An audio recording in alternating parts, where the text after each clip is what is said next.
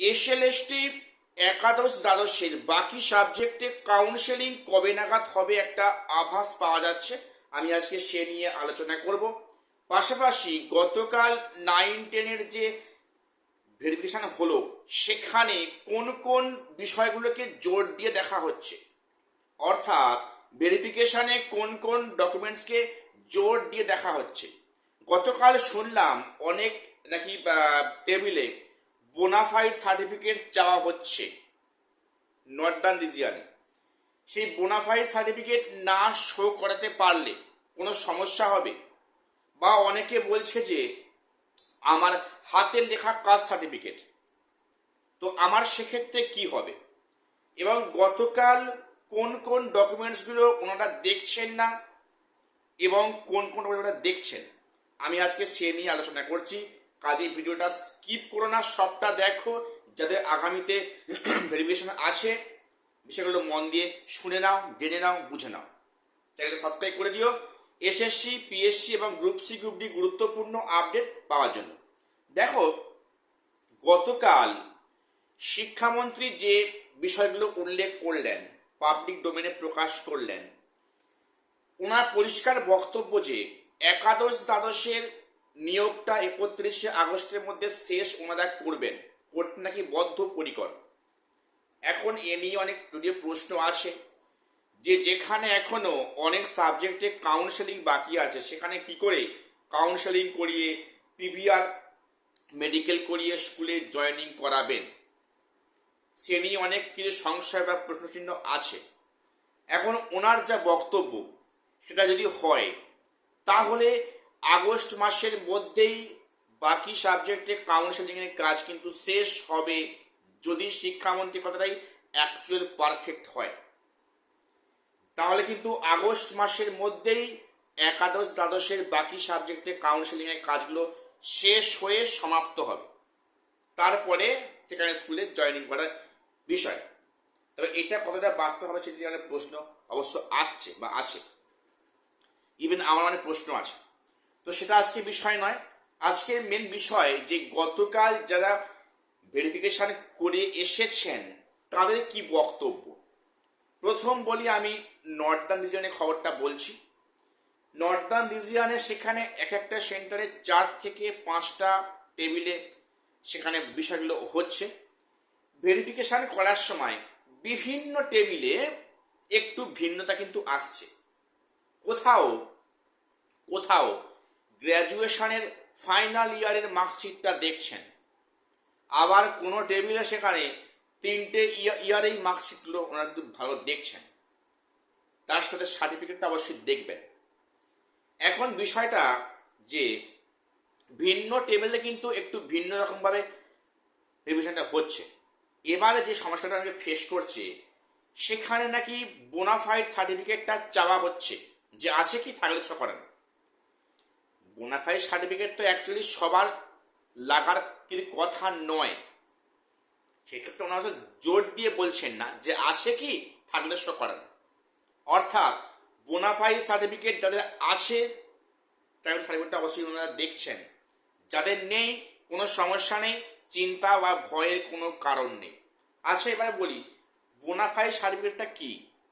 বিশেষ করে যে সমস্ত ক্যান্ডিডেটরা বা প্রার্থীরা ওয়েস্ট বেঙ্গলের বাইরে কোনো ইউনিভার্সিটি থেকে গ্র্যাজুয়েশন মাস্টার্স করেছে, যে সমস্ত ক্যান্ডিডেটরা ওয়েস্ট বেঙ্গলের বাইরে কোনো ইউনিভার্সিটি থেকে মাস্টার্স কিংবা বিএ পাস করেছে, সেক্ষেত্রে কিন্তু তাদের বোনাফাইড সার্টিফিকেটটা রাখা কাছে উচিত।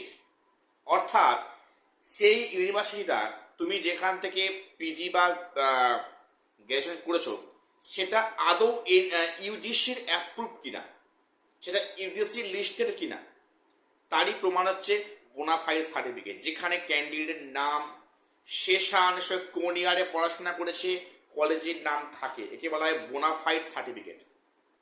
এটা অনেক ক্ষেত্রে চাওয়া হচ্ছে বা চাইছেন। তবে আমার যেটা মনে হয়, বিশেষ করে যে সমস্ত ক্যান্ডিডেটরা গ্র্যাজুয়েশন বা মাস্টার্সরা আমাদের ওয়েস্ট বেঙ্গল থেকে করেছেন, সেক্ষেত্রে তাদের কিন্তু লাগছে না বা লাগবে না।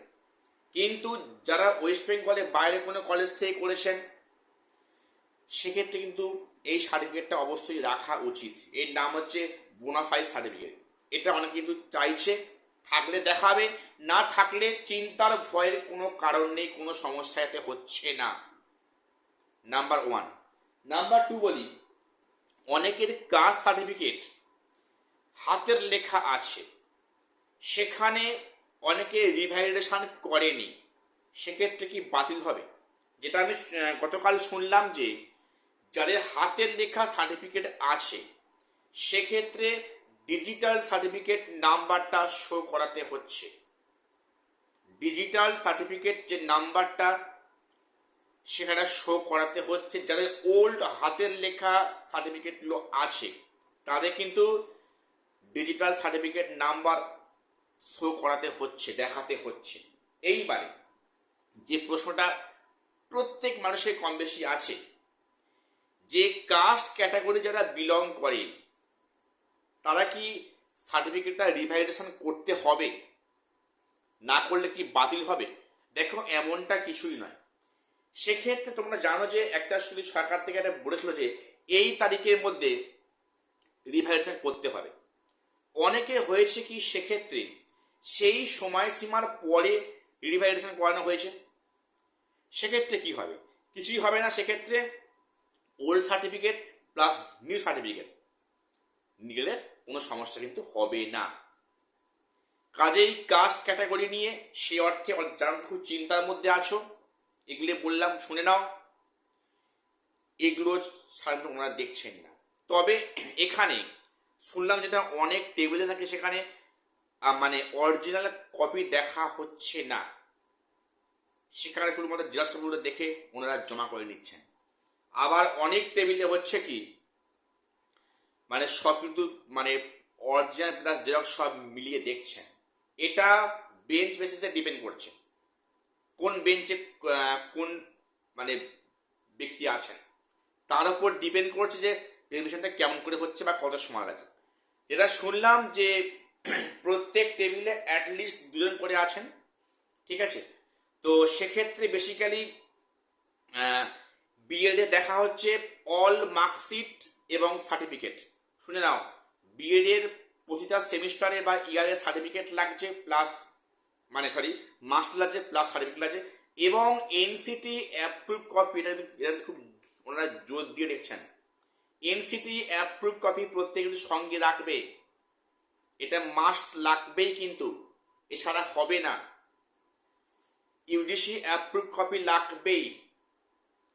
আর সেখানে বেসিক্যালি কিন্তু মাধ্যমিকের অ্যাডমিটটা দেখা হচ্ছে এসপি হিসাবে, এবং সেখানে অনেক ক্ষেত্রে শুধুমাত্র আইডি কার্ড দেখছেন অরিজিনাল দেখার মধ্যে, ঠিক আছে? মোটামুটি আমাদের সবই নিয়ে যেতে হবে, যেমনটি বলেছি সাজিয়ে নিয়ে যাবে।